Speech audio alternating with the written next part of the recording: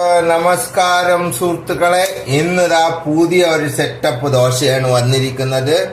ഇതൊരു വെറൈറ്റി ദോശയാണ്. ഇത് നിങ്ങൾ ആരും പ്രതീക്ഷിച്ച് കാണാത്തൊരു ദോശ ടെക്നീക്കാണ് ഇതിൽ കാണിക്കാൻ പോണത്.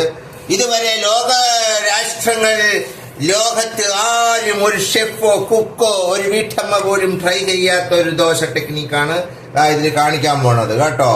ഇന്നലത്തെ പോലെയുള്ള ഒരു പുതിയ, അതേപോലെ തന്നെ പക്ഷെ വേറൊരു വിപരീത സ്റ്റൈലിൽ ചെയ്യുന്ന ഒരു ദോശയാണ് ഇത്. നിങ്ങൾക്ക് വീട്ടില് ട്രൈ ചെയ്യുന്ന എല്ലാ റിസ്ക്കും മാനദണ്ഡങ്ങളിലും എടുത്തിട്ട് വേണം ദോശ തവ ആദ്യമേ വെക്കാൻ.